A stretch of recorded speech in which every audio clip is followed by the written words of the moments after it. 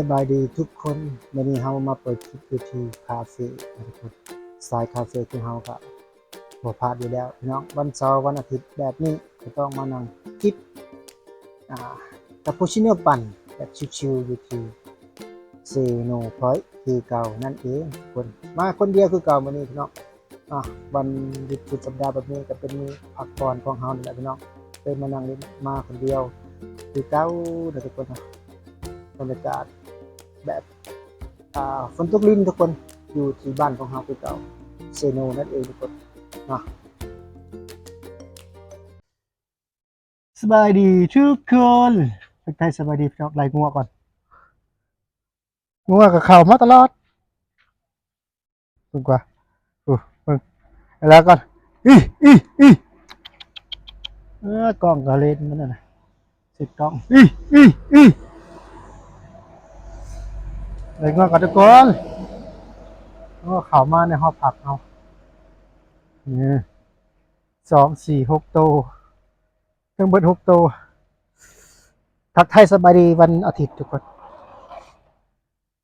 มื้อนี้เรามีวิธีแนะนำนะวิธีแนะนำเพื่อนๆที่ว่าอยากเปิดช่อง YouTube ใหม่ในกรณีว่าอยากเปิดช่องใหม่ทุกคนแล้วย่าน YouTube นำมาปิดนะเรามีวิธีที่อยากมาเว้าให้ทุกคนฟังนะทุกคนบ่แม่นว่าแนะนำดอกเว้าให้ฟังอันนี้เป็นวิธีการที่เราเคยใช้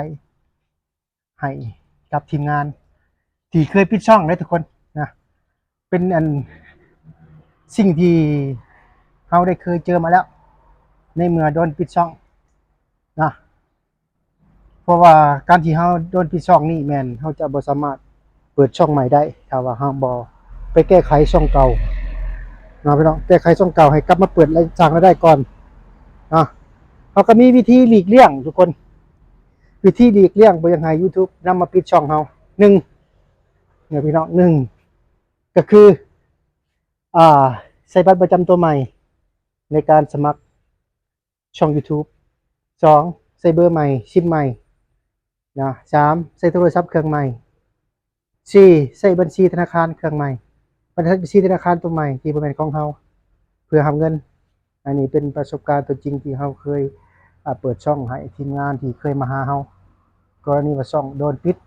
สร้างรายได้ทุกคนมันแก้ไขบ่ได้เด้พี่น้องเนาะกรณีว่าเนาะเพราะว่าช่องที่เราเจอมานี่ก็หลายกรณีผิดกฎชุมชนแน่กรณีผิดกฎลิขสิทธิ์แน่ช่องที่ถูกปิดพี่น้องถ้าอยากเปิดใหม่ก็ต้องใส่วิธีที่เขาเว้านะพี่น้องสำคัญอีกอย่างหนึ่งที่ทุกคนบ่ฮู้หรือว่ามองข้ามนั่นก็คืออินโทรก็คือช่องทางการติดต่อจาก FC นั่นแหละทุกคนนะอย่าใส่ตัวเก่าเพราะเขาใส่เบอร์โทรตัวเก่าในการติดต่อฮัดแมน YouTube จะกดเห็นได้ไหมเนาะเปิดคลิปมาปิ๊บจะเห็นเลยเบอร์โทรติดต่อต่างๆนะชื่ออันเก่าแม่นจะเรียบร้อยคือเก่าพี่น้องสำคัญเปลี่ยนเบอร์ใหม่เฮ็ดอินโทรใหม่นะและมีโอกาสสูงที่จะช่องบ่ปิวนะอันนี้ก็เป็นวิธีการอีกวิธีการหนึ่งที่อยากแนะนำเพื่อนๆที่อยากเปิดช่องใหม่เนาะกรณีไว้ไอ้กวดเห็นหน้าเฮาแล้วช่องจะปิดบ่นะพี่น้องนะช่องจะปิดบ่ก็เราก็มีวิธีการทุกคนพยายามหาทีมงานมาร่วมก็นี่พี่ผู้ดำเนินการเนาะผู้ดำเนินรายการในช่องเฮาจาก2คนนะก่อนจะปิดก็ได้ให้ตรวจสอบบ่เห็นหน้าเฮาประมาณนั้นที่ช่องก็อยากให้ใส่ช่องใหม่ทุกคนบ่อยากให้ใส่ที่ช่องเก่าถ้าใส่ชื่อช่องเก่าหรือ YouTube ที่นำมาปิดก็เรียบร้อยคือเก่าพี่น้องเนาะอันนี้เป็นวิธีการที่เราได้เคยใช้ได้พี่น้องเนาะวิธีการจากประสบการณ์จริงเนาะที่เคยได้เจอผ่านมาเพราะว่าเราก็ดูแลช่องมานี่ก็โดนเติบพี่น้องประมาณปี2019ก็ได้เริ่มต้นเฮ็ด YouTube มานี่เนาะเรามี2ช่องที่ผ่านกฎที่เป็นของตัวเองแต่ว่าเราใช้บัญชีธนาคารตัวละอันกันใช้เช่นบัตรประจำตัวคนละอันกันนะแต่ว่าเราเป็นบัญชีธนาคารเดียวกันนะว่าผิดแต่เป็นมันอย่างเงี้ยอ่าบัตรประจำตัวคนละอันแต่บัญชีธนาคารเดียวกันแต่ว่าถ้าผิดนี่มันเรียบร้อยแล้วพี่น้องเรียบร้อยส่งเราก็ได้ถ้ามีช่องใดช่องหนึ่งผิดนี่เรียบร้อยตามไปปิดรถช่องที่เกี่ยวข้องในมันสิบ่ยังนะพี่น้องเนาะคือว่าล่ะ กฎชุมชนกฎต่างๆนี่เนาะพี่น้องน้ำมันก็ว่าบ่ได้หลายกรณีที่มือนี่ YouTube นำไปปิดช่องบ่ได้อึดข้อหามันยัดให้กรณีช่องที่เกี่ยวข้องช่องอย่างต่างๆก็โดนเบิดทุกคนเพราะฉะนั้นเฮ็ดคลิป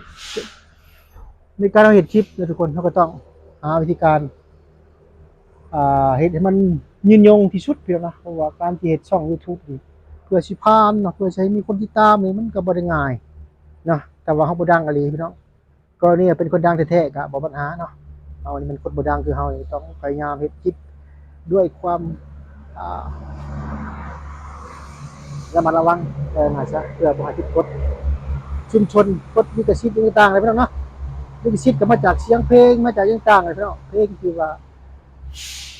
คือเสียงเพลงนี่ปีนี้อาจจะใช้ได้